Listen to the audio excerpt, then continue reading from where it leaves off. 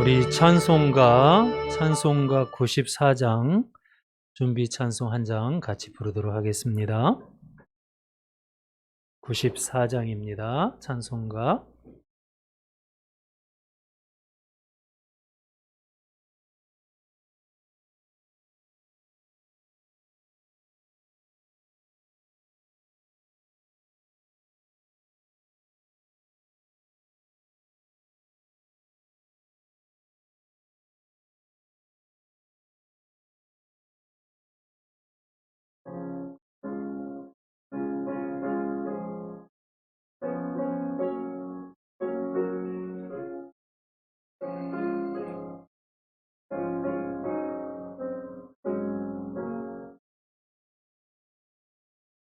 주 예수보다도 귀한 것은 없네. 이 세상 부귀와 바꿀 수 없네. 영죽을 내 대신 돌아가신 그 놀라운 사랑 잊지 못해. 세상 즐거움 다 버리고 세상 자랑 다 버렸네. 주 예수보다도 귀한 것은 없네. 예수밖에는 없네. 주 예수보다도 귀한 것은 없네. 이 세상 명예와 바꿀 수 없네.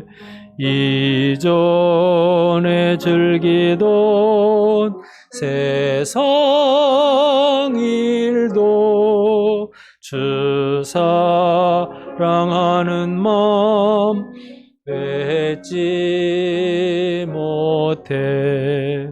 세상 즐거움 다 버리고 세상 자랑 다 버렸네. 주 예수보다도 귀한 것은 없네. 예수밖에는 없네. 우리 다 같이 일어납시다. 주 예수보다도 귀한 것은 없네. 이 세상 행복과 바꿀 수 없네. 유혹과 핍박이 몰려와도 주 섬기는 내 마음 변치 않아. 세상 즐거움 다 버리고 세상 자랑 다 버렸네. 주 예수보다도 귀한 것은 없네. 예수밖에는 없네. 나는 예배자입니다. 같이 부르며 예배를 시작하겠습니다.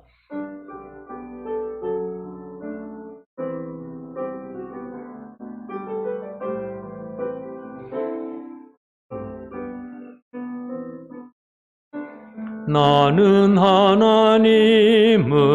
예배하는 예배자입니다. 내가 서 있는 곳 어디서나 하나님을 예배합니다. 내 영혼 거룩한 은혜를 향하여, 내 마음 완전한 하나님 향하여, 이곳에서 바로 이 시간 하나님을 예배합니다.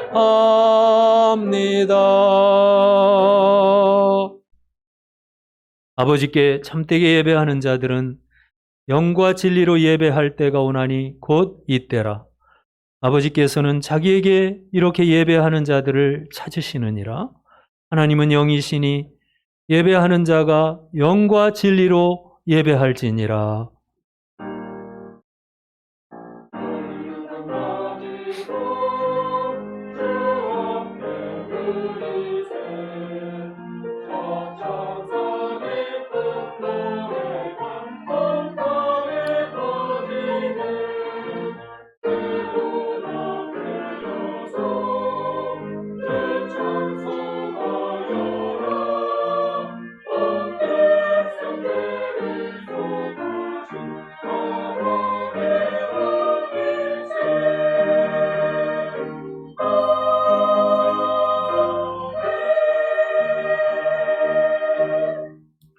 사랑과 은혜가 풍성하신 하나님, 참으로 하나님 앞에 나아갈 자격이 없는 죄인들을 오늘도 불쌍히 여기셔서 예수 그리스도의 보혈로 깨끗게 하시고 하나님께 예배할 수 있게 하여 주심을 감사합니다. 하나님, 우리 귀한 성도들 오늘도 찬양하며 기쁨으로 주를 섬기게 하시고, 또 원하옵긴 주의 말씀을 들어서 정말 풍성한 꿀을 먹고 풍성한 삶을 누릴 수 있는 귀한 우리 성도들이 되게 하여 주옵소서. 우리 성도 가운데 마음이 상하였거나 지친 분들을 특별히 붙잡아 주시고 위로하시며 새 힘을 얻는, 성령의 충만함을 얻는 이 시간이 되게 하여 주시옵소서. 감사하옵고 거룩하신 예수 그리스도의 이름으로 기원하옵나이다. 아멘. 나는 전능하신 아버지 하나님, 천지의 창조주를 믿습니다. 나는 그의 유일하신 아들, 우리 주 예수 그리스도를 믿습니다. 그는 성령으로 잉태되어 동정녀 마리아에게서 나시고 본디오 빌라도에게 고난을 받아 십자가에 못 박혀 죽으시고 장사된 지 사흘 만에 죽은 자 가운데서 다시 살아나셨으며 하늘에 오르시어 전능하신 아버지 하나님 우편에 앉아 계시다가 거기로부터 살아있는 자와 죽은 자를 심판하러 오십니다. 나는 성령을 믿으며 거룩한 공교회와 성도의 교제와 죄를 용서받는 것과 몸의 부활과 영생을 믿습니다. 아멘. 반갑습니다. 인사합시다. 자리에 앉으시고요. 한번 사랑합니다 고백합시다. 성도의 사랑을 고백합시다. 우리 찬송가 90장 주 예수 내가 알기 전 같이 찬송하겠습니다. 찬송가 90장.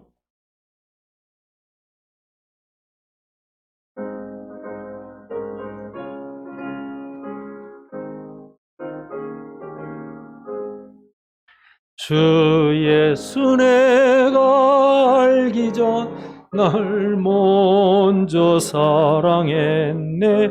그 크신 사랑 나타나 내 영혼 거듭났네. 주 내 맘에 늘 계시고 나 주의 안에 있어. 저 포도비유 같으니 참 좋은 나의 친구. 내 친구 대신 예수님 날 구원하시려고 그 귀한 몸을 버리사 내 죄를 대속했네.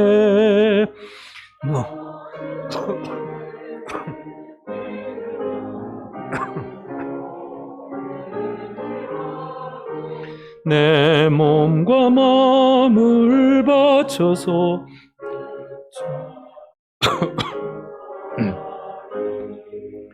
내 진실하신 친구여 그는 내려주사 날 항상 보호하시고 내 방패 되옵소서. 그 풍성한 참 사랑을 니는 이끈을 쏘냐. 날 구원하신 예수는 참 좋은 나의 친구. 우리 서로 교제하고 또 서로를 축복하는 우리 시간을 갖도록 하겠습니다. 우리 먼저 다시 한번 반갑습니다 인사하고요. 예, 옆에 분들 또 멀리도 한번 돌아보세요. 축복합니다. 서로 사랑의 고백을 합시다.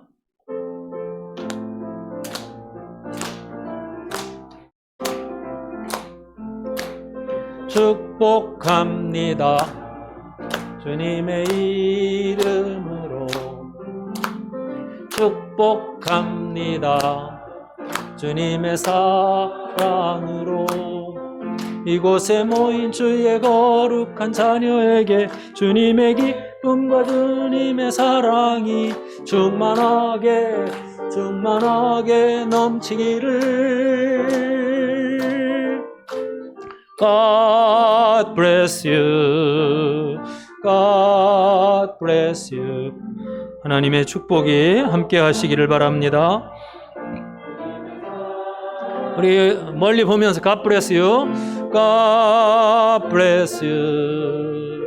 God bless you. 축복합니다. 주님의 사랑으로. 하나님께 감사합시다. 할렐루야. 네. 시편 1편에 악인들은 의인의 회중에 들지 못하리로다. 거룩한 모임에 들지 못하는. 그러나 우리가 오늘 예배 자리에 온 것은 진정 축복된 일인 줄 믿습니다. 얼마나 감사한지 모르겠습니다. 자, 교회 소식을 보겠습니다. 1번에 보면 교회 표어가 있죠. 오직 여호와만을 신뢰하는 우리 열린문교회가 되기를 바랍니다. 신뢰하다 보면 걱정이 없어져요. 다 그냥 하나님께 맡겨버립니다. 아멘? 신뢰하니까 또 두려움이 없어질 줄 믿습니다. 평안해져요. 그 행복을, 그 복을 꼭 우리가 알고 살기를 바라요. 2번에 보면 예배 안내가 나오죠. 이제 현재까지는 3그룹으로 해서 예배를 드리겠습니다. 이제 다음 주일에는 1부 예배, 9시 예배에는 2그룹이, 2부 예배에는 11시 예배에는 3그룹이, 그 다음에 1그룹은 영상 예배에 참여하면 되겠습니다. 그 4번에 보면 4월 4일 날 부활주일에는 교회가 이제 성찬식을 갖고자 합니다. 그래서 좀 안전하게 성찬식을 갖도록 1부, 2부, 3부로 이렇게 나누어서 할 계획을 세웠습니다. 9시 예배는 1그룹, 11시 예배는 2그룹, 물론 늘 참여하는 분들은 예외고요. 그 다음에 이제 3그룹은 1시에 청년부와 함께 성찬식에 참여하도록, 좀 안전을 위해서 너무 막 꽉 차가지고 그렇게 하면 조금 우리가 불안하기 때문에 우리가 지킬 건 또 지켜야 되니까요. 참고하시고요.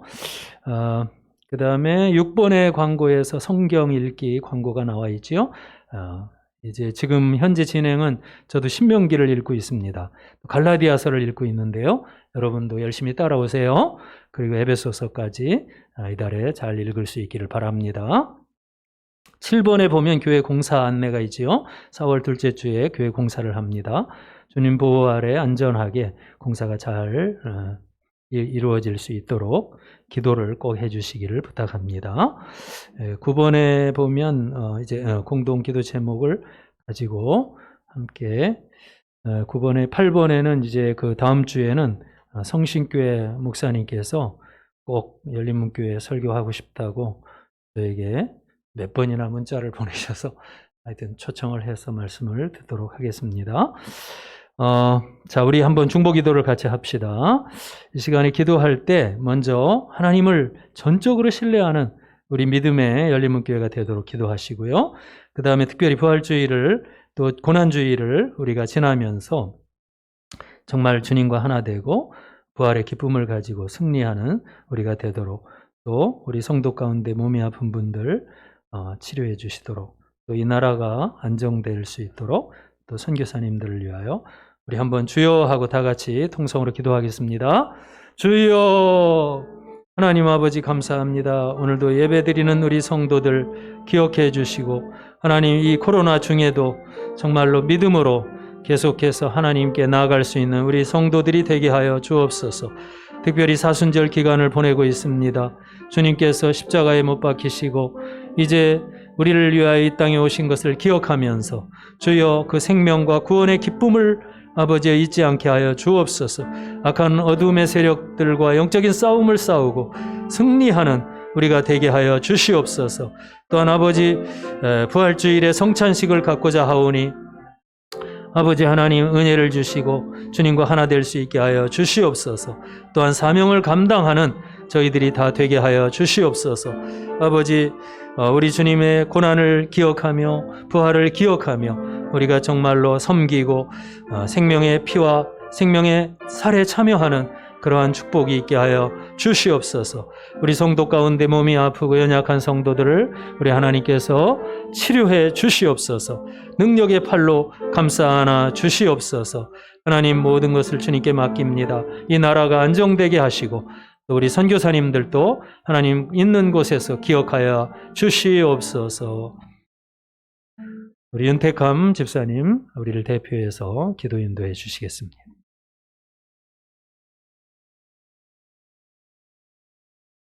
같이 기도하시겠습니다. 은혜로우신 하나님 아버지, 오늘도 하나님의 전에 나와 다 같이 예배하게 하심 정말 감사드립니다. 주님, 우리가 우리의 것이 다 내 것이 아니고 하나님이 모두 주신 것을 고백하며 주님께서 허락하신 것들을 누리게 하심을 다시 한번 감사 찬양하게 하여 주시옵소서. 주님, 저희는 실은 아무것도 가지지 못하고 빈손으로 죄에 빠져 지옥에 떨어져야 할 마땅한 우리들을 이 아름다운 자연과 주님이 주신 풍성한 것들에 맛보게 허락하시고 또 우리 스스로를 돌아보며 주님 앞에서 죄를 회개하게 허락하심 기회를 주시는 주님 정말 감사드립니다. 주님, 저희가 항상 슬픔에 젖어 있지 않게 도와주시옵소서. 저희는 이 아픔, 병마와 범죄의 소식에 날마다 두려워하고 지쳐가고 있습니다. 주님, 이 시대에 우리를 불쌍히 여기시어 이 코로나로 또 질병으로 고통받는 심령들을 구원하여 주시고 또 주님의 귀한 손으로 우리 몸을 회복시켜 주시옵소서. 또한 마음의 상처와 근심으로 감사를 잃어버리고 살고 있는 심령들이 있다면 주님 마음을 위로하여 주시옵소서. 주님, 우리의 죄를 사하기 위해 이 땅에 오신 주님 아버지, 우리는 너무나 보잘것없고 항상 죄에 빠져 알수록 더욱 부족한 존재들입니다.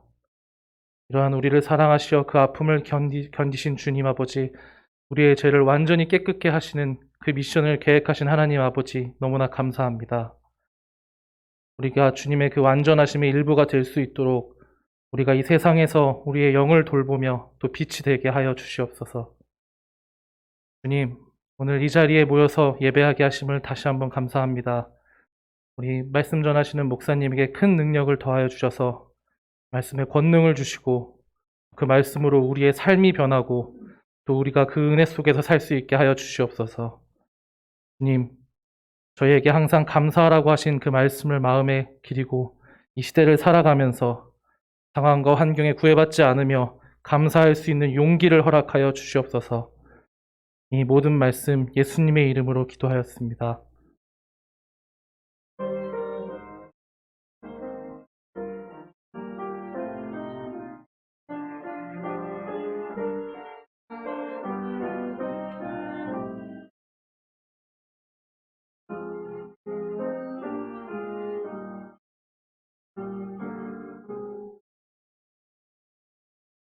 우리 봉헌 찬송 51장 1절 2절 부름으로 드리신 헌금을 올려드리는 시간을 갖겠습니다.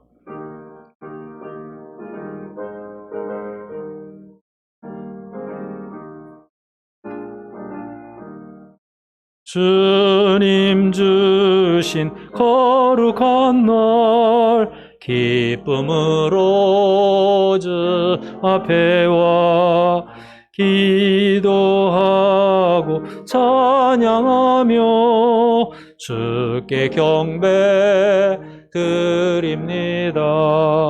내게 주신 귀한 물질 하나님께 드리오니 기뻐 받을 제물로서 연락되게 하옵소서.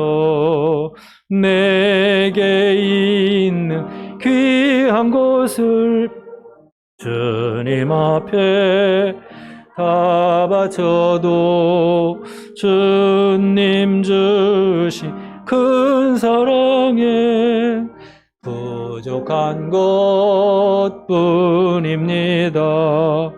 구원하신 나의 주님 크신 은혜 생각하며 온 맘과 뜻 다하여서 겸손하게 드립니다.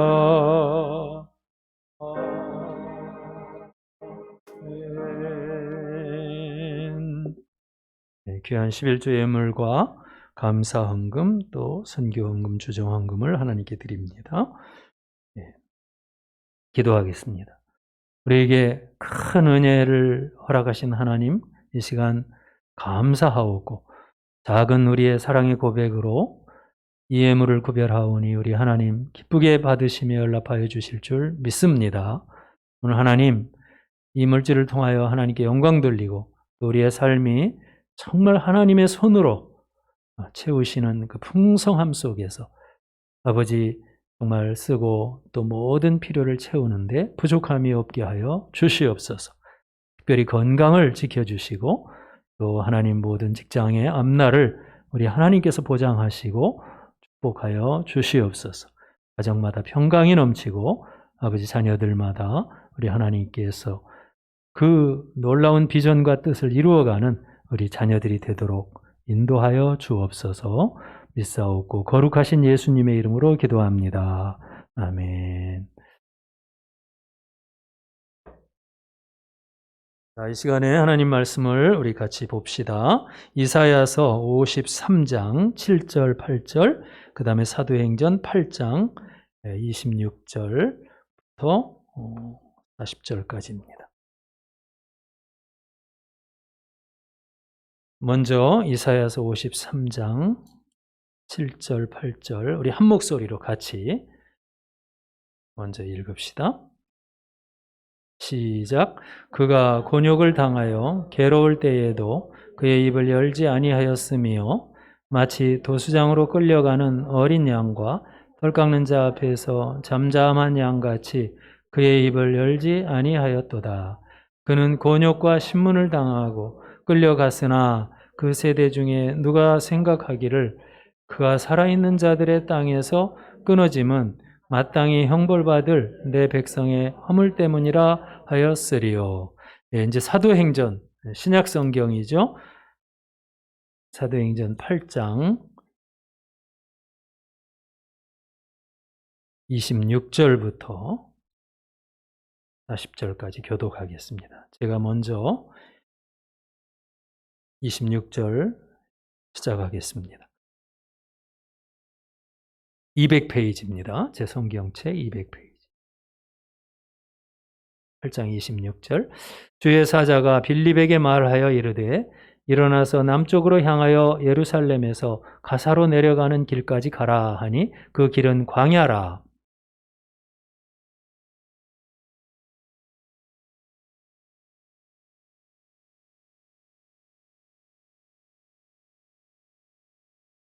돌아가는데 수레를 타고 선지자 이사야의 글을 읽더라.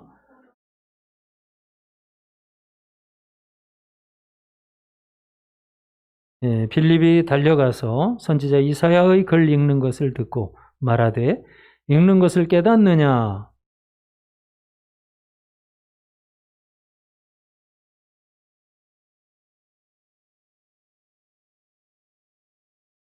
읽는 성경 구절은 이것이니 일러스되 그가 도살자에게로 가는 양과 같이 끌려갔고 털 깎는 자 앞에 있는 어린 양이 조용함과 같이 그의 입을 열지 아니하였도다.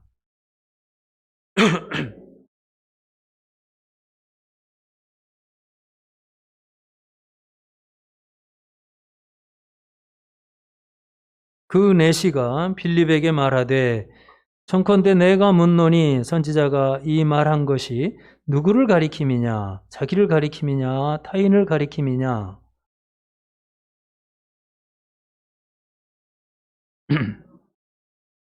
길 가다가 물 있는 곳에 이르러 그 내시가 말하되 보라 물이 있으니 내가 세례를 받음에 무슨 거리낌이 있느냐?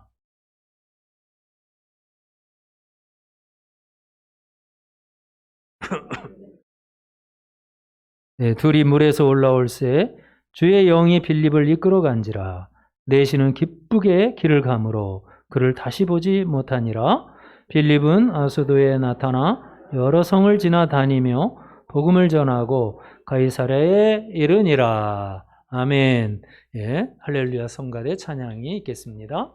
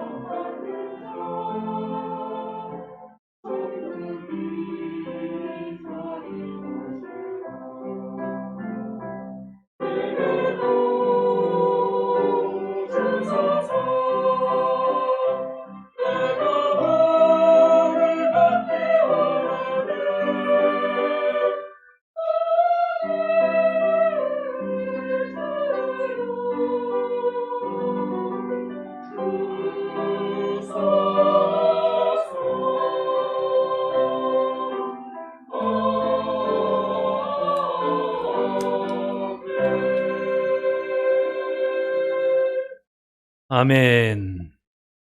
감사합니다.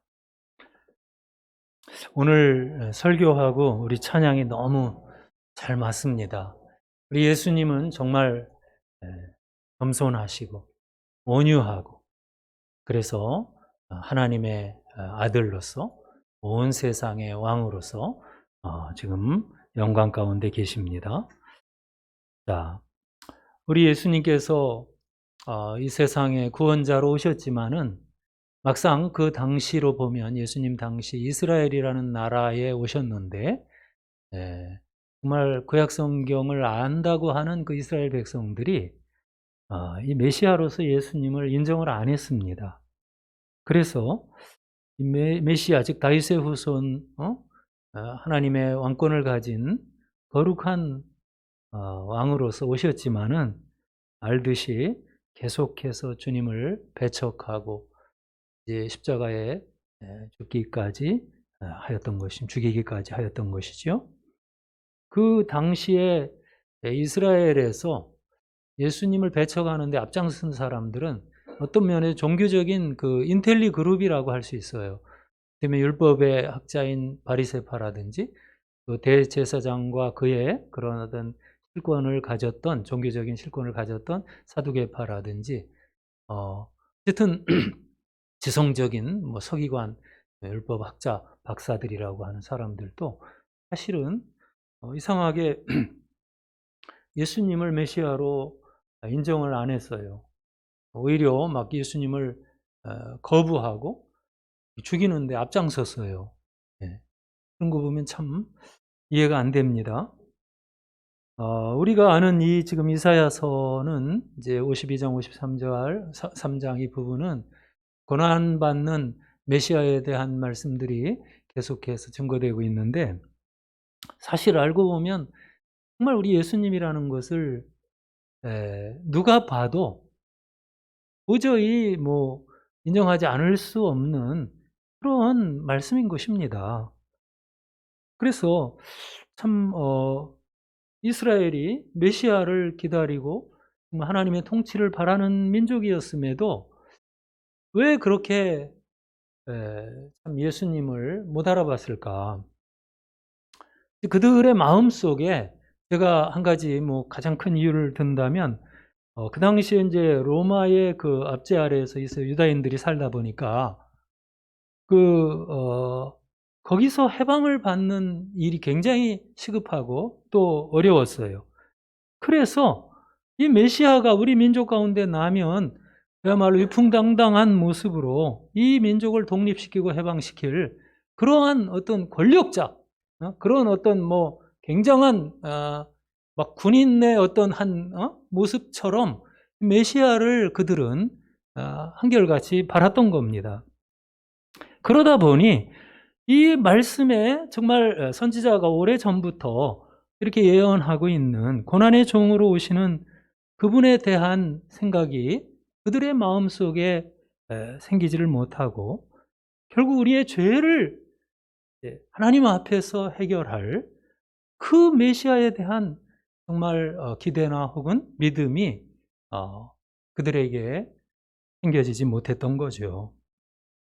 그러나 우리가 이제 오늘 다시 한번 제가 이제 고난의 주간을 우리가 보내면서 사순절 기간을 보내면서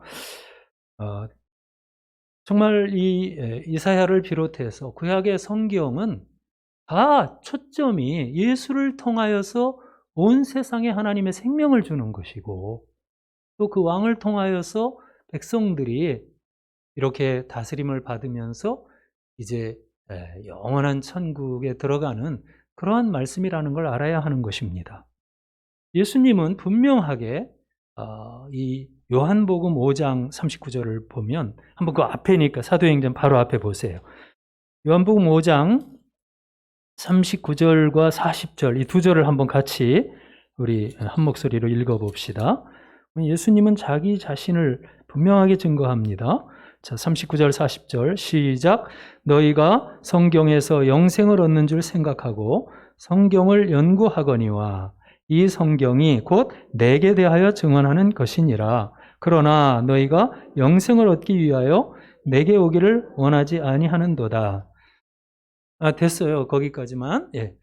우리가 여러분 물질의 어떤 욕심이나 이런 것들이 편견이 많으면 정말 주님을 만나기가 쉽지가 않아요. 여기에서 분명히 성경이 내게 대하여 너희가 연구하라. 그러면 나를 증거하는 것이다. 이거 성경이라는 건 구약 성경을 말해요. 이 예수님 말할 당시는 신약 성경은 없었어요. 사도들이 아직은 뭐 요즘 제자들이 기록하기 전이니까 구약에 있는 모든 말씀은 누구를? 나를 증거하고 있느니라. 너희가 그 성경에서 영생을 얻는 줄 생각하여라. 그러나 너희가 영생을 얻기 위하여 내게 오지를 않는구나. 여기서 우리가 알 수 있는 것처럼 성경의 이 구약의 모든 증거들, 예언들은 사실은 초점이 메시아이신 예수를 통하여 하나님의 통치가 임하는 그것을 우리에게 보여주는 것입니다. 특별히 오늘 읽은 우리가 이사야 53장 같은 예언은 그야말로 하나님의 제사 속에서 그 속죄 제물이 있었죠. 바로 우리 예수님이야말로 우리의 죄를, 우리와 같은 사람이 되셔야 되잖아요. 그래야 우리의 죄를 대속할 수 있잖아요. 맞죠? 그런 인격체가 돼야죠. 그러면서도 죄가 없어야 또 제물의, 완전한 제물의 자격이 있잖아요. 그러니까 바로 그런 완전한 자격을 가진 분으로서 제물로서 정말 묵묵하게, 오늘 조금 이따 말하지만 정말 하나님 뜻대로 그저 따라 순종하면서 십자가를 지기까지 그렇게 하나님 앞에 완전한 제사를 이루는 그분이라는 거예요. 오늘 이사야 53장을 듣고 또 들으면서도 어떤 분들은 교회를 뭐 짧게 다녀서 구원의 확신이 없는 게 아니라 굉장히 많은 걸 알고 듣기는 들었는데 이상하게 이 메시아로 오신 예수 그리스도에 대한 확신이 없고 정말 그분의 이름으로 우리가 여러분 하나님과 함께 사는 이런 복된 성도의 삶을 잘 누리지 못해요. 우리는 여러분 오늘 이 약속의 메시아가 바로 예수님 자신이라는 걸 믿으시기 바랍니다. 제가 믿는 마음으로 오늘 설교하고 있고 또 한 사람도 예외 없이 이 예언된 이 이사야 53장을 우리가 고난주간에 계속 듣고 있죠? 네. 우리가 다름이 아니라 정말 뭐 다른 성경도 많이 우리가 들었겠지만 이 53장을 듣는 동안만큼은 다시 한번 내 신앙을 점검하고 그래서 유일한 메시아로 이 땅에 오신 예수님을 여러분이 기뻐하며 정말 믿는 그런 성도가 되기를 바랍니다. 자, 이제 우리가 그 성경을 읽을 때 신약 성경에서 특별히 이 땅에 그 메시아로 오셔서 주님이 겪으신 일들이나 또 말씀하신 것들을 가지고서 확실하게 좀 믿음을 굳건하게 갖는 것이 아주 중요한데 그걸 위해서 제가 먼저는 예수님께서 고난을 당하신 후에 사흘 만에 이제 부활을 하셨잖아요. 그 부활하신 다음에 주님이 만났던 그 제자들이나 성도들에게 무슨 말씀을 하셨을까 하고 살펴보았어요. 그때에 주님이 여러분 이제 십자가에 죽으셨다가 부활하셨잖아요. 그런데 부활하시고 나타날 때마다 하신 말씀을 보면 거의 동일해요. 먼저 제가 이제 두 가지 얘기하겠는데 먼저는 전도를 위하여 부름받았던 70인 전도단이 있었어요. 그죠?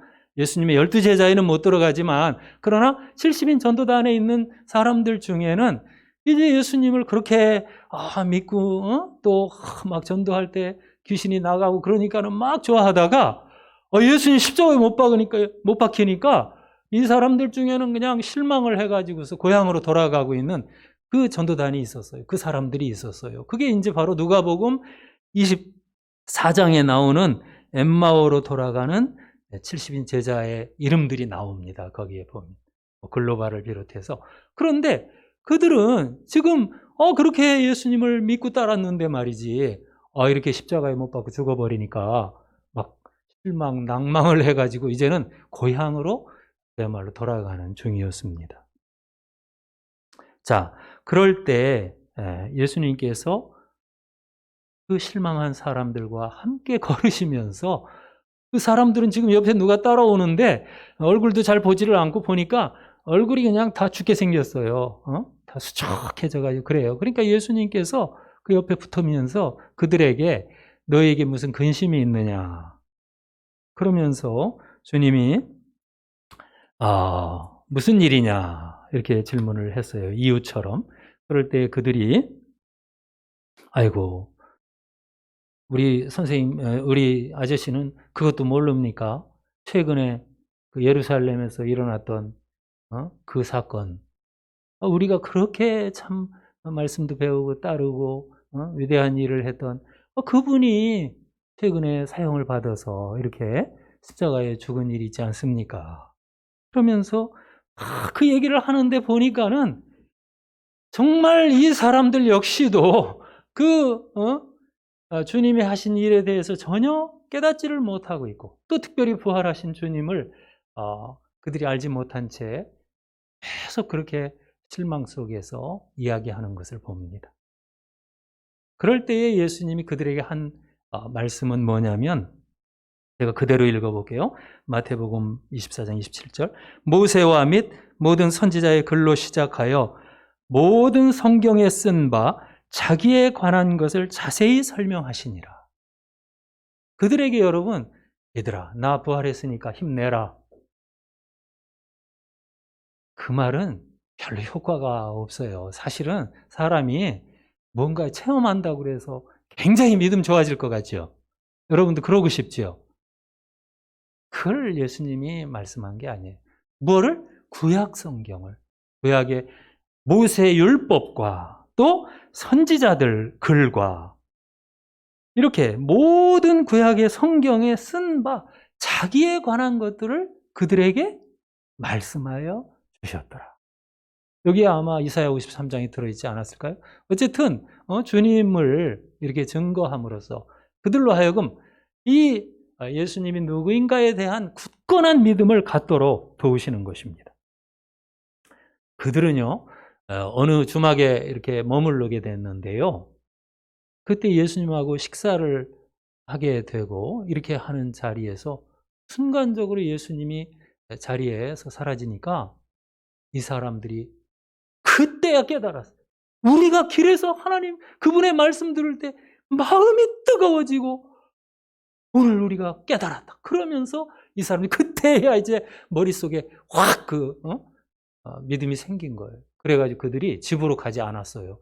주막에서 바로 돌아가지고 예루살렘으로 가서 주님을 위한 삶을 산 것을 봅니다. 자, 이제 이런 엠마오로 가던 제자들에 대한 이야기가 하나 있고, 또 하나는 예루살렘에 이 제자들이, 그러니까 이때는 12 제자들이죠. 다 모이지는 않았겠지만 이제 대부분의 제자들이 어느 다락방에 문을 걸어 잠그고, 성경에 그렇게 나오죠. 문을 꽁꽁 걸어 잠고 그 자리에서 있었어요. 왜 그랬을까요? 그들은 물론 예수님이 십자가에서 부활하셨다는 소식까지도 들은 바 있지만은, 그러나 아직은 유대인들이 두려워서 꽁꽁 자기들이 숨어 있었던 그런 상황이었습니다. 자, 두려움에 꽉 찬 그들을, 그런데요, 문을 걸어 잠고 있는데 어느 순간에 주님이 그들 앞에 서셨어요. 정말 예수님 짠 하고 나타나는데 저는 진짜 기대돼요, 앞으로. 여러분 기대되죠? 네, 너무 기대돼요. 부활의 몸으로 우리가 살 것을. 그런데 그때에 예수님께서 너희에게 평안이 있기를 원한다. 이렇게 이제 먼저 축복하신 다음에 똑같은 말씀을 하셨어요. 그들에게 모세의 율법과 선지자의 글과 시편에, 여기 또 시편을 추가했어요, 예수님. 시편에 나를 가리켜 기록한 모든 것들이 이루어져야 하리라고 하지 않았느냐. 제자들한테도 다시금 무엇을? 이 구약 성경을 통해서 메시아로 오셔서 이제 십자가를 지시고 또 부활하신 당신을 증거하십니다. 자, 모든 구약 성경, 또는 특별히 오늘 우리가 이제 십자가를 고난주간을 보내면서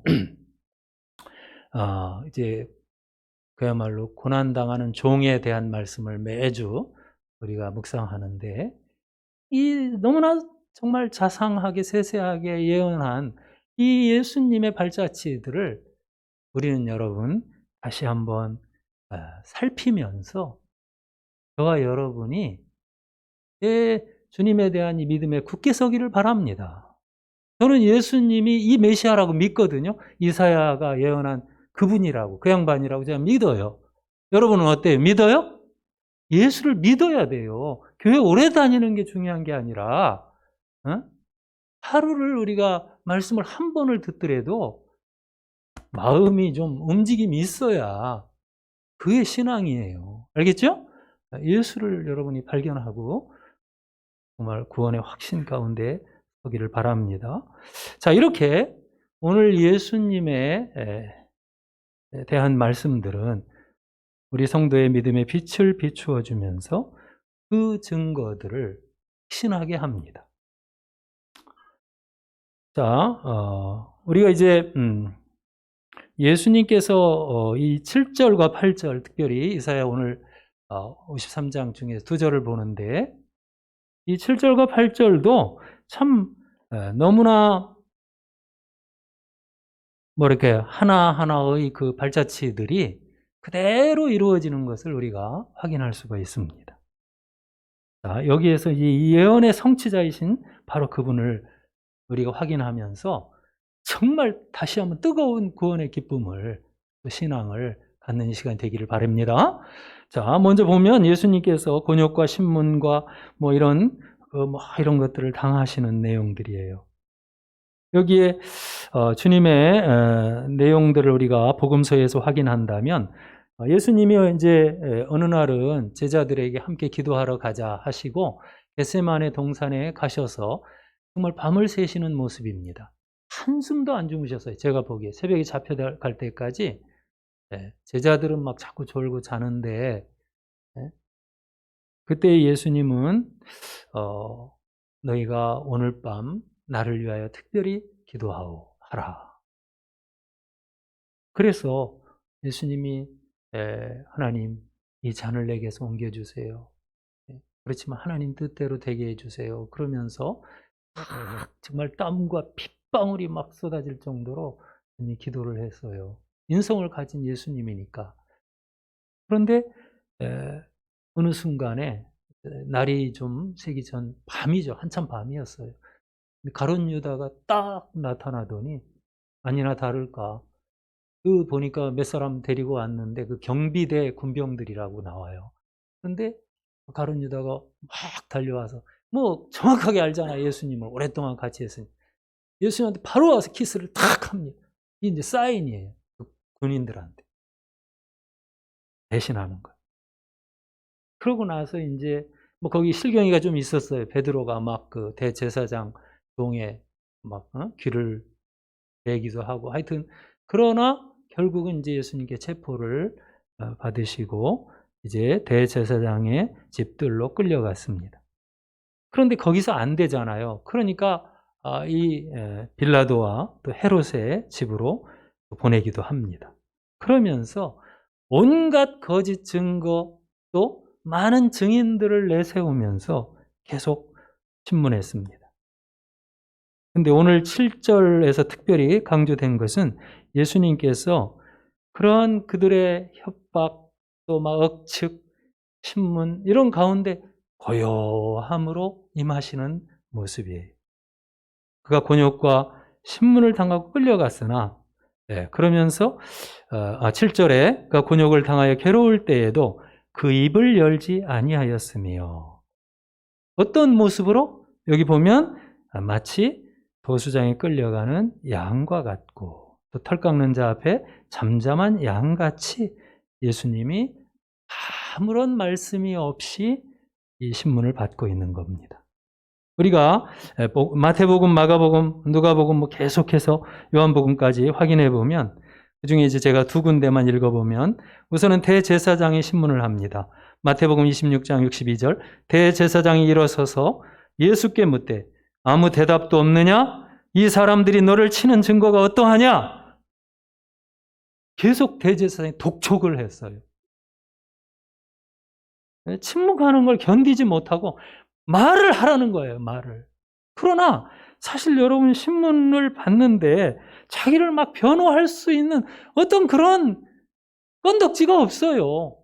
왜? 증인들도 전혀 죄가 아닌 것으로 죄를 이렇게 입증하지를 못하니까, 예수님을 공격하지 못하니까. 해봐야 또 주님이 변명할 필요가 없었어요. 또 마태복음 마가복음 15장 4절에서 빌라도가 말하기를 아무 대답도 없느냐? 저희가 얼마나 많은 것으로 너를 고소하는가 보라 하되 예수께서 다시 아무 말씀도 대답지 아니하시니 빌라도가 기이 여기더라. 마찬가지예요. 로마 총독한테 보내가지고서 거기에서도 여전히 신문을 해도 주님은 잠잠한 그런 모습이에요. 이 모습을 마치 한 마리의 어린 양으로 비유하는데, 저는 이 양의 비유를 이렇게 읽을 때 주님의 그 참 순종하심, 온유하심, 이러한 성품도 거기에 깃들어 있구나 하는 걸 느낍니다. 정말 말없이 마치 양이 여러분 아무 말 없이 자기 죽을 도수장으로 끌려갈 때나 혹은 털 깎을 때, 털 깎으면 아프겠죠? 그럴 때에도 잠잠하게 순종하는 이런 모습의 주님의 모습이다. 그리고 이것은 또 다른 모습으로는 이스라엘의 이 제사를 우리에게 보여준다, 그런 생각을 해요. 이스라엘의 제사라는 것은 죄인이 자기 죄를 용서받는 데 있어서 하나의 속죄물로 가져온 겁니다. 그래서 그거는 그냥 제사장 앞에 오면 꼼짝없이 그냥 그 자리에서 죽었던 겁니다. 이러한 제물의 취급으로 정말 예수님께서 오늘 모든 죄인들의 죄를 대속하는 하나의 속죄양의 모습이다. 저는 이 속죄의 그런 주님의 모습과 함께 또 예수님의 온유하시고 겸손한 이런 순종의 성품을 보면서 생각을 해봤어요.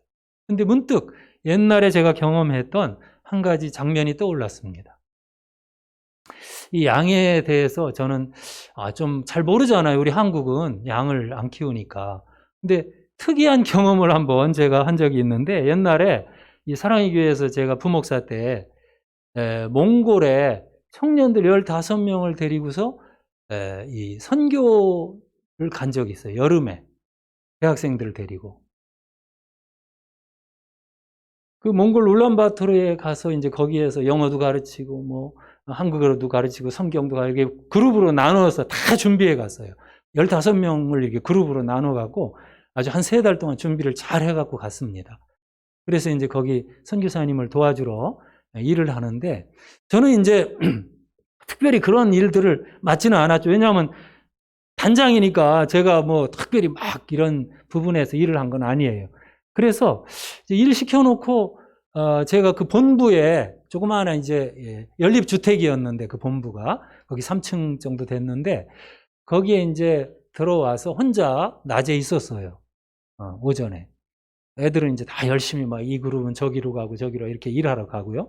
그래서 제가 기다리고 있는데 문득 오전에 한 11시쯤 됐나요? 누가 찾아왔어요.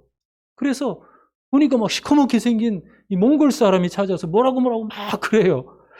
그래서 이 양반이 왜 그러나 그러고 이제 그냥 따라갔어요. 그랬더니 이 사람들이 이제 뭔 말이냐면, 어쨌든 우리 그 간 선교단을 위해서 지금 뭔가 준비를 했다는 거예요. 그러니까 따라오라는 겁니다. 계속 따라오라는 거예요. 그래서 부지런히 이제 따라갔죠. 그랬더니 밑에 세우는 봉고차로 가는데, 봉고차에 운전사가 앉아 있고, 이 사람 조수죠. 근데 뒷문을 딱 열어주는데 거기에 딱 나를 기다리고 있는 뭐 하나가 있더라고요. 먼저 와 있는. 그게 뭐냐면 양이 한 마리가 거기 실려 있었어요. 몽골은 양을 많이 먹더라고요. 이 양을 이제 잡아서 우리 애들한테 한 마리를 이렇게 이제 바베큐를 해 먹으려고 지금 이제 봉구차를 끌고 온 거예요. 그러면서 이거 너희를 위해 가는데, 지금 멀리 가서 거기 이제 야영장이 있어요. 그 막 아주 몽골은 푸르른 초원이거든요. 그리고 거기 초원에 에델바이스가 얼마나 많은지 온 나라가 향기가 막 가득해요. 여름이 되면. 참 좋아요. 그래서 이제 봉고차를 타고서 제가 가게 됐는데, 앞에서 운전하는 사람하고 조수는 막 뭐 몽골말로 자기들끼리 즐겁게 얘기하면서 가는데, 뒤에서 저하고 양하고 둘이 타고 있는 거예요. 근데 뭐 할 말이 있어야지. 이 양도 저를 쳐다보고 뭐 이렇게 하는데, 저는 도대체 이거 참 어색해가지고 말이죠. 관계가 이거 처음 만나서. 그래서 저 정말 처음 경험해서 양하고 그렇게 가까이 오랫동안 1시간 이상을 가는 거예요. 어디 시골로 울란바토르 그 아래쪽에 뭐 멀리 가는 거예요. 그런데 그 덜컹덜컹 하면서 뒤에서 양이 여기 있고 이제 제가 여기 앉아 있는데 야, 참 그 시간이 길더라고요. 뭐 할 얘기도 별로 없고 그래서 이렇게 계속 가는데 그때 제가 양을 이렇게 볼 수 있는 기회가 되더라고요. 이 양을 이렇게 쳐다보니까요. 양이 눈이 이렇게 처져 가지고 아주 고개를 숙이고 있는 모습이 그렇게 온순해 보일 수가 없더라고요, 양이. 야, 참 양은 그래서 예수님을 상징하고 또 이 사람 대신에 제물로 이렇게 바쳐지는 동물인가 보구나. 그런데 결국 이제 딱 한 시간이나 한 시간 반 동안 가 가지고서 거기 야영장에 갔는데 뭐 이 사람들이 내리라고 하더니 양을 끄집어 내려서 금방 이제 양을 이제 죽이는 칼로 딱 죽이더니 금방 이렇게 굽더라고요. 우리 애들도 청년들도 이제 막 또 보니까 오더라고요. 차를 타고. 그래서 이제 그날 아주 양을 맛있게 먹었죠. 네. 정말 저로서는 좀 미안하긴 했지만 그래도 1시간 반 이상 이렇게 같이 봉구차 뒤에서 간 입장에서 미안하긴 좀 했죠. 하지만 하여튼 양을 체험하는 기회가 됐는데 여기에서 제가 느낀 거예요. 바로 참 이 온유한 동물이구나. 온유하구나. 또 양은 참 침묵하는 동물이구나. 그런 생각을 제가 하면서 경험했던 기억이 있습니다. 자, 여기 예수님을 이제 양의 비유를 하면서 그가 도수장으로 끌려가는 어린 양과 털 깎는 자 앞에 잠잠한 양과 같이 그의 입을 열지 아니하였도다. 그가 곤욕과 신문을 당하고 끌려갔으나 누가 이 땅에서 이 백성들의 형벌받을 하나님의 죄값을 받을 죄인들의 허물을 짊어질 그런 어린 양이라고 이 사람을 생각하겠네. 이 부분에서 저는 이제 딱 또 떠오르는 말씀이 있었어요. 궁금하죠? 네. 설교 준비하다 보면 딱 떠오르면 굉장히 기분이 좋아요. 그건 뭐냐면 사도행전에 나오는 이 빌립 집사 이야기입니다. 우리가 여러분 빌립 집사 이야기를 사도행전 8장에서 읽었는데 그 빌립 집사는 초대교회 이제 첫 예수님의 제자들이 아니고 그 다음 세대라고 봐도 되죠. 그래서 이제 교회가 어느 정도 자리 잡고 할 때 집사들을 뽑았는데 7 집사를 뽑았는데 스데반 집사를 포함해서 이 빌립 집사 같은 분들이 뽑혔어요. 그런데 이 빌립 집사는 참 이 복음의 뜨거움을 가지고 성령이 임하면 사마리아와 땅끝까지 이르리라 하는 이 말씀을 믿고 이 사람이 사마리아로 자원해서 가서 열심히 전도한 사람이에요. 나중에는 이제 가이사랴에 가서 자기 딸들하고 함께 사는 모습이 이제 또 사도행전에 나옵니다. 그런데 어쨌든 이 빌립 집사는 사마리아에 전도를 열심히 하고 있는데 그때에 오늘 우리가 읽은 것처럼 어떤 분이 한 아프리카의 사람 네시라고 하는 이 에티오피아의 간닥의 여왕의 재무장관인 이 한 사람이 지금 유대에 왔다가 돌아가는 중인데 당신의 도움이 필요하다. 이런 전가를 받게 되는 거예요. 그래서 이 빌립 집사는 사마리아에서 열심히 자기 할 일도 많고 그렇지만은 그러나 그곳으로 부지런히 광야를 거쳐 저 남쪽 애굽에 붙어 있는 그 가사라고 하는 블레셋 땅이죠. 블레셋 제일 남쪽 도시죠. 바로 거기까지 사마리아는 저 북쪽이니까 굉장히 먼 길인데도 그가 지런히 갔다고 합니다. 거기는 유다 광야가 막 제가 가봤는데 엄청 삭막해요. 유다 광야. 근데 그 먼 길을 이 빌립 집사가 달려갔어요. 이 내시는 어떤 연유냐면 이 사람은 이 사람이 지금 이사야서를 두루마리 책으로 들고 있는 걸 보면 어쩌면 유대인일지도 모르겠고 아니면 이제 아프리카 흑인일지도 몰라요. 정말 그 본토인일지도 몰라요. 그런데 이 사람이 이 율법책을 쭉 읽고 이제 유대교로 귀의하게 된 거예요. 그래서 유대교의 그 3대 절기 중에 하나를 참여하기 위하여 어느 절기인지는 모르겠어요. 근데 정말 그때에 왔던 겁니다. 예루살렘에. 그런데 예루살렘 절기를 마치고 돌아가는 길에 이 사람이 큰 관심을 가졌던 것 같아요. 하나님에게. 또 마음에 갈망이 있어서 정말 하나님을 만나고자 하는 그 뜨거움이 이 사람 속에는 있었던 것 같습니다. 그래서 그가 이제 돌아가는 길이었고, 지금 이제 광야를 가면서 이 사람은 높은 지위에 있으니까 수레를 타고 말을 타고 이제 가는 길이죠. 그래서 부지런히 자기 고국으로 돌아가고 있는데, 그때 그가 읽은 책은 이사야서라고 합니다. 그래서 소리를 내요. 큰 소리로. 그가 읽고 있는 부분이 오늘 우리가 읽은 이사야 53장 7절하고 8절 이 부분이에요. 여러분이 인용된 것을 보면 그대로 나옵니다. 그래서 정말 이 내시가 생각을 할 때, 아니 이렇게 괴로움을 당하고 이렇게 불의한 처사로 재판을 받고 이렇게 하면서도 맞고 찔림당하고 이러면서도 말없이 묵묵히 고난을 겪고 있는 이 사람이 도대체 누구냐 이거죠.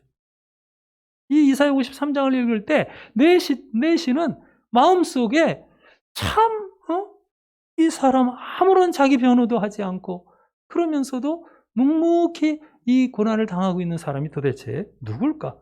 가장 정말 의로운 것 같은데 가장 불리한 이런 판결 속에 고난을 당하고 있는 도대체 이 사람은 누구냐? 그는 이제 구약 성경을 관심을 갖고 궁금하여 하면서 특별히 이 고난당하는 종에 대한 부분에서 그 마음의 갈망을 가지고 있었어요. 여러분, 사람이 이 신앙이라는 건 사실 진리에 대한 갈망이 필요한 것 같습니다. 이 사람은 어느 면에서 인간적으로, 세상적으로 권력을 누리는 사람이고, 그 큰 에티오피아 같은 나라의 그 간다게 여왕의 재무장관이니까는 뭐 굉장했겠죠. 그렇지만 이 사람이 제가 볼 때 마음속에 좀 슬픔이 있었다면 내시라는 거, 내시. 여왕이다 보니까 아마 이 장관급은 내시가 돼야 했나 봐요. 혹시라도 무슨 안 좋은 일이 생길까 봐. 근데 어쨌든 내시다 보니 자식도 없고 뭐 어떤 면에서는 재물도 누리고 명예도 얻었고 세상 걸 다 가졌다 할지라도 이 사람은 참 인생이 허무하였던 것 같아요. 그런데 어느 순간에 정말 저 유대인 나라 이스라엘의 하나님에 대하여 소식을 알게 되고 그가 지금 관심을 갖고 있는 거 아닙니까? 여왕이 물론 그 사람에게 재물도 주고 명예도 주어서 굉장히 많은 걸 누리게 할지 몰라도 그러나 그래도 결국은 그 인간관계라는 건 완전한 건 아니에요. 그래서 삶의 허무감 속에서 이 내시가 종교에 귀의하던 차에 이제는 절기를 참여하고 돌아가는 이 시점에서 하나님께서는 그 마음의 갈망과 영혼의 소망을 부르시기 시작한 거예요. 그래서 이 빌립 집사가 정말 하나님의 뜻에 순종하여 전도자답게 정말 먼 광야를 뛰어서 그곳까지 갔는데 막 이 마차가 말을 타고 가니까 막 빨랐던 것 같아요. 그러니까 막 달려가면서 옆에서 그래서 소리를 내서 읽는데 딱 보니까 이사야 53장이야. 그래서 이 빌립 집사가 소리를 질렀어요. 당신이 그 읽는 것을 깨닫습니까? 이렇게. 네. 그럴 때에 이 사람은 누구 하나 내게 가르쳐주는 사람이 없는데 어찌 깨닫겠습니까? 이렇게 대답했어요. 그러면서 이제 자기의 영적인 갈망을 표현을 합니다. 그럴 때에 빌립 집사가 뭔가를 이제 가르쳐 줄 것 같으니까 이 사람이 수레를 멈추고 빌립 집사를 자기 수레에 태우게 됩니다. 그리고 함께 수레에 앉아서 이제 그 말씀을 전하는데 바로 읽은 그 구절은 이 빌립 집사가 이 사도행전 8장에서 정확하게 말한 것처럼 이사야 53장 7절과 8절이에요. 정확하게. 그 구절을 딱 읽고 있는데 그때에 빌립은 그 말씀을 토대로 해서 그때부터 이제 예수 그리스도에 대하여 이분은 물어본 거죠. 이분이 지금 누굽니까? 자기 이사야 자신의 얘기입니까? 누구 다른 사람 얘기입니까? 예. 이분은 최근에 우리 유대 나라 예루살렘에서 하나님의 의인 거룩한 메시아가 오셨는데 그분이 우리의 죄짐을 지고 이렇게 돌아가시는 장면을 이사야가 예언한 것입니다. 그러면서 그 말씀을 하나의 출발로 해서 이제 진리를 선포하는 거지요. 예수 그리스도의 십자가와 또 부활에 대하여 또 믿는 자에게 하나님이 주시는 생명에 대하여 천국에 대하여 증거한 것입니다. 그때에 내시는 마음이 열려요. 그리고 정말 자기가 허무함 속에 혹은 죄 가운데에서 소망이 없는 인생이었는데 예수에 대한 기쁜 소식을 듣게 되고 마음에 큰 기쁨을 갖게 됩니다. 영의 눈이 열렸어요. 그리고 자기를 이제는 받아달라. 예수를 믿겠다. 그럴 때 보니까 물이 있으니까 내가 세례를 받을 수 있겠느냐. 여기 보니까 생략이 되어 있는데 한 구절이 거기에 생략된 구절은 가하니라 이렇게 어느 사본에는 나와 있어요. 가하다 이렇게 빌립 집사가 허락을 하니까 그렇다면 내가 세례를 받겠다. 그리고서 물로 막 들어가는 거예요. 지금으로 말하면 우리는 이제 간단한 이렇게 세례를 의식을 하잖아요. 근데 지금 사실은 침례를 한 거예요. 갔다가 물에다가 쳐넣고 이제 당신은 성부와 성자와 성령의 이름으로 이제 하나님의 자녀가 되었다. 이렇게 선포하는 거예요. 빌립 집사. 그럴 때에 이 사람이 물에서 나와서 그 모습을 보면 그 마음에 막 기쁨을 표현해요. 이 사람. 흔연하게 그의 발걸음을 옮겼다고 성경이 기록됩니다. 흔연하다 이런 표현. 성령 충만한 모습이에요. 제가 예전부터 이 구절을 읽을 때 정말 저도 예수를 믿고 나서 그런 기쁨을 막 느꼈던 적들이 많은 것 같아요. 내가 어떻게 하다 보니 많은 사람 가운데 참 이렇게 죄사함과 구원을 받았는가 막 이런 것들이 큰 감격으로 저를 사로잡았던 순간들이 있던 것 같아요. 이 사람의 모습이 오버랩돼 나한테. 그래서 야 정말 얼마나 이 사람이 기뻤을까 그런 느낌을 받습니다. 그리고 이제 빌립은 순식간에 자기 길을 떠나서 사라졌는데도 이 사람은 기쁨에 겨워 흔연한 모습으로 자기의 길을 가더라 이렇게 말씀합니다. 그 후로 에티오피아 기독교가 사실은 역사적으로 뿌리가 있어요. 상당히 그 역사적인 증거들이 많아요. 지금도 이제 지금 정교회인데 정교회 이제 정교회라는 게 우리 기독교 장로교하고는 조금은 차이가 있어도 그런 기독교회 지금도 아주 그 뿌리 깊이 남아 있고 또 그 후 이제 3세기 4세기 이후에 보면 아주 그 아프리카 북부 지역에 위대한 신학자들이 많아요. 보면 정말 지금 우리가 가장 존경하는 어거스틴이라든지 다 흑인들이에요. 이런 분들이 정말 이 세계 기독교를 위해서 크게 구원하는 역사가 있는데 이게 아마 제 추측에 내시의 어떤 신앙의 연유가 아닐까 그런 생각을 합니다. 자, 이 한 영혼이 여러분 오늘 빌립 집사를 통하여 복음을 듣고 또 하나님께서 그 허무함과 갈망을 보시고 눈물을 닦아주시고 구원을 받게 하셨는데 저는 여기에서 여러분과 제가 꼭 기억할 것은 참 우리가 여러분 메시아에 대한 구원에 또는 이 신앙에 굳게 서기를 바래. 이 시대에 교회에 많은 사람들이 드나들지만 정말 예수님으로 인한 기쁨으로 삶을 여러분 넉넉히 이기면서 정말 감사한 이런 삶을 사는 사람들이 많지 않은 것 같아요. 우리 신앙을 다시 한번 돌아보고요. 또 하나 여기 적용하면서 제가 말씀드리는 것은 이 빌립 집사를 통해 적용하는데, 그죠? 이 사람은 여러분 사도가 아니에요. 그냥 그 다음 세대 집사예요. 우리와 똑같은 사람이에요. 근데 이 사람도 예수님을 눈으로 본 건 아니지만, 그러나 이 믿음이 생기니까 이 집사가 막 전도의 열정을 가지고 사마리아를 다니면서 엄청나게 많은 사람 전도했어요. 그러다가 이 네시한테 또 광야를 거쳐서 달려가 가지고 전도하는 모습이에요. 저는 여러분, 우리에게 오늘도 기다리며 가까이 우리가 다가가야 할 영혼이 없는가? 요한복음 10장 16절에 이 우리에 들지 아니한 다른 양들이 내게 있어 내가 인도하여야 할 터이니 저희도 내 음성을 듣고 그들도 한 무리가 되어 한 목자에게 있으리라. 이렇게 예수님이 말씀하셨는데, 우리 주변에 정말 여러분 달려가서 복음을 들려줘야 할, 그죠? 죄사함과 정말 천국의 구원 복음을 들려줘야 할 영혼들이 많이 있지 않을까? 바로 이 빌립과 같은 순종이 우리에게 필요하지 않겠는가?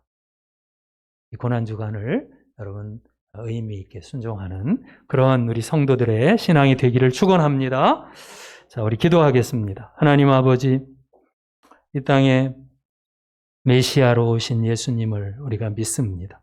그리고 못 박혀 정말 제물이 되기까지 한 걸음 한 걸음 말씀대로 순종하시며 겸손하시며 온유하게 하나님을 섬기고 마침내 큰 은혜를 온 세상에 허락하신 우리 주님의 길을 우리 모두가 묵상하고 따르게 하여 주시옵소서. 아버지, 우리는 여전히 욕심과 허영과 참 거짓된 이런 어떤 신앙 속에 살고 있지 않은 돌아보면서 정말 다시 한번 십자가 앞으로 나아가며 진정성 있는 믿음의 시간들로 묵상할 수 있는 우리가 되게 하여 주시옵소서. 이 기간 동안 축복하시기를 간절히 바라옵고 예수 그리스도의 이름으로 기도합니다. 아멘. 찬송하겠습니다. 주 달려 죽은 십자가.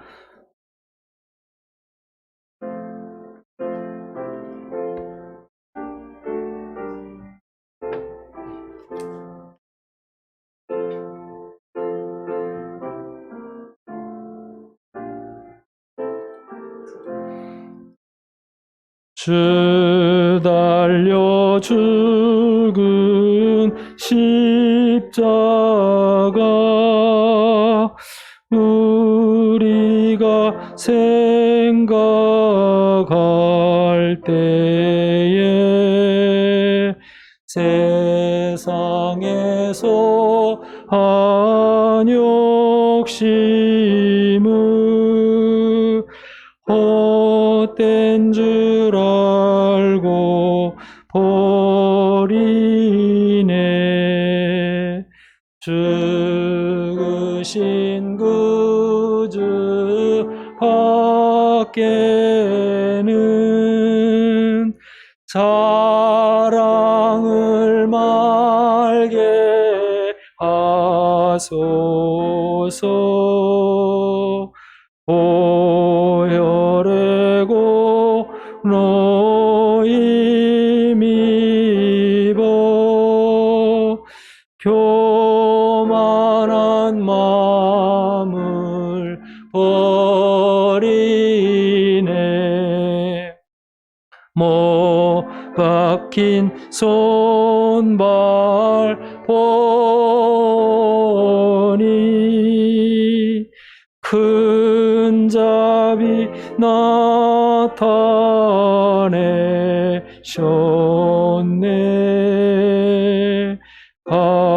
가시로 만든 면류관 우리를 위해 쓰셨네. 온 세상 만물 가져도